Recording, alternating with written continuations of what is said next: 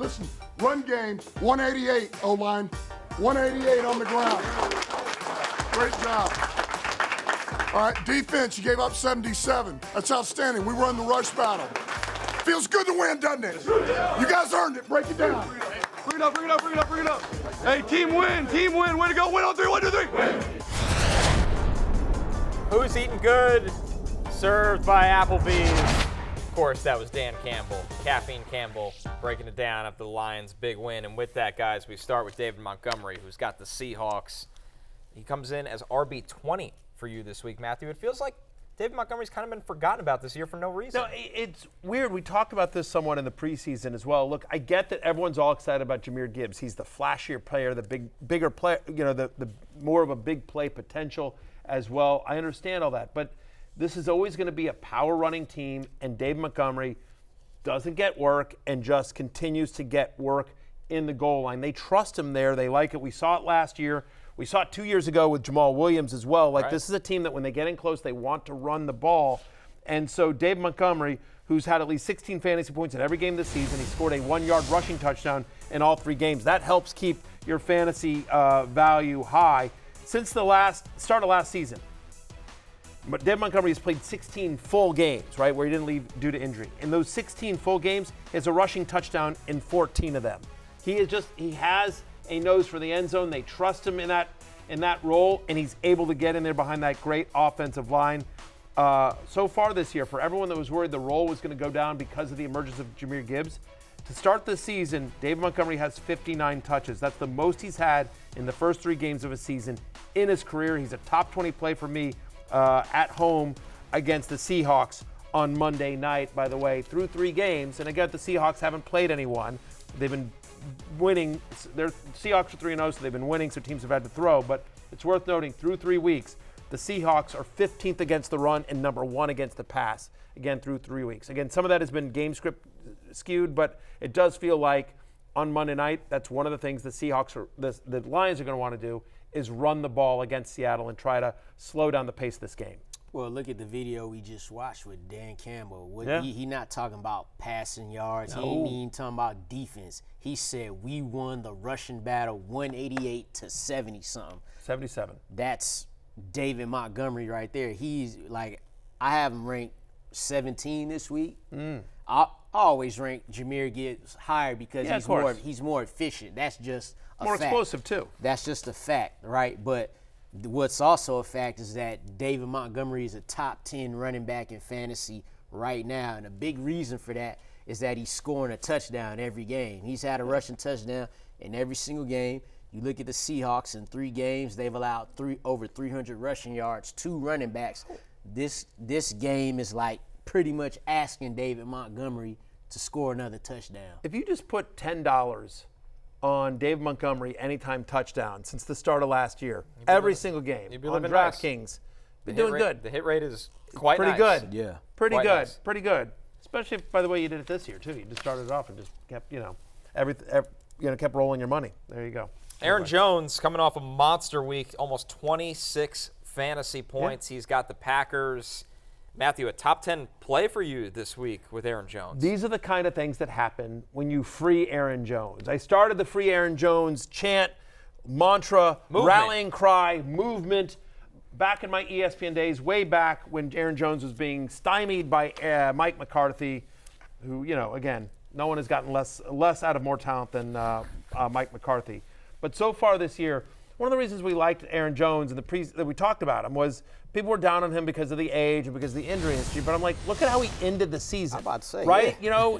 He was so good down the stretch at the end of last year and in the playoffs, obviously. He was just absolutely fantastic. He's picked up right where he left off. So far this season, he's the 9th best running back on a points per game basis. He's had at least 18 fantasy points in 2 or 3 games, 4th among running backs in yards from scrimmage.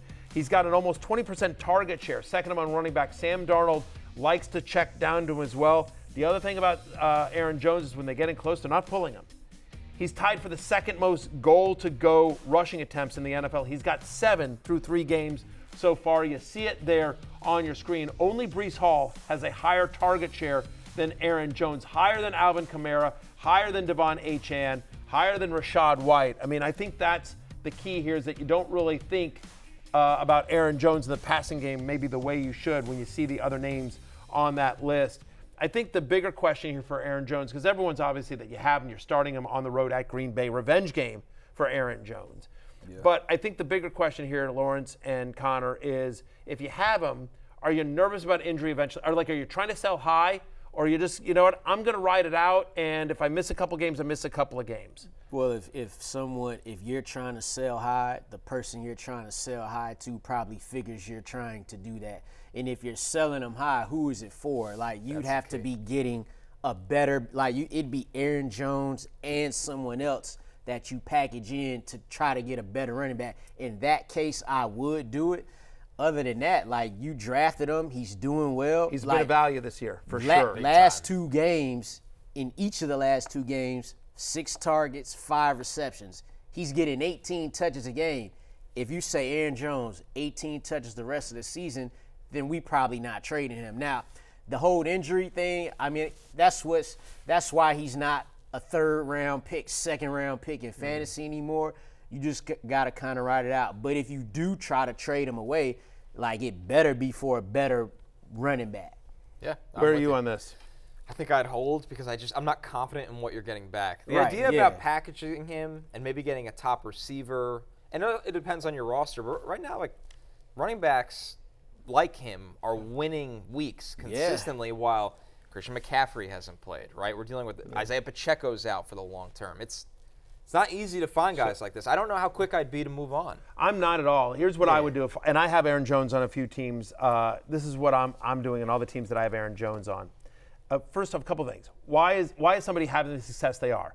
For me, and is it sustainable, right? And so I think in the case of Aaron Jones, given his role in this offense, he's getting a massive target share and he's getting the goal line work. And we know he's talented. So it's those are all sustainable things. Even if he's not getting the touchdowns, the fact that it's a pass-first offense and he's got, as you just saw on your screen there through 3 weeks, he's got the 2nd highest target share among running backs in the NFL.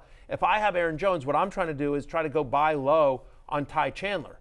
Because I think we all believe in this offense. We believe in the Sam Darnold-led Kevin O'Connell offense. And so if Aaron Jones were to miss any time, we have confidence that Ty Chandler would be effective. That's what I would do. I think that's probably that's good advice, especially seeing what Ty Chandler did when he was the lead back last season. Roster the backfield. Quick on Chuba Hubbard here, guys. Yep. Lawrence, he's got the Bengals. You talked about how you like this matchup, and he's coming off a week where he had almost 28 fantasy points. With Andy Dalton under center, things look a lot different for Chuba Hubbard right now. Yeah, it looked like they kind of shifting towards we finally about to make Chuba Hubbard the guy. We'll wait to see what happens with Jonathan Brooks. But after 26 touches and 169 yards from scrimmage, that looks like the workhorse running back to me. He only played 58% of the snaps in the last 2 games, which is kind of iffy, but he's got 74. He had 74% of the running back touches in week 2, so that's what you want. On the field or not, when he's on the field, he's getting the ball. So I like him for this week against that Bengals. Yeah, and I'm not even worried about the snap percentage because, again, last week they were blowing him out. The week before they were getting blown out. In more competitive game scripts, I think he's the guy they clearly prefer. Yeah. And to your point about Jonathan Brooks, in the preseason, it was Jonathan Brooks should be back week 3 or 4. We haven't even heard about him practicing. Right, yeah. So in this it's a good offensive line. He's getting all the work. I am as a top 20 play this week against Cincinnati, and 3 of the next 4. Cincinnati, at Chicago you don't love, but then home to Atlanta, at Washington. The schedule's here nice, and he's a good pass catcher as well, so he's a true 3-down back on an offense that looks a lot better under Andy Dalton. Hey, it's Matthew Berry from NBCSports.com and Rotoworld.com, and I want to thank you so much for watching whatever it is you just watched, or if nothing else, being too lazy to click out of the autoplay after this video started, after whatever it is you actually wanted to watch finished. But now that you're here, I'd like to take a moment here to ask you respectfully now, okay? I'm asking you respectfully to subscribe to the NFL on NBC YouTube channel.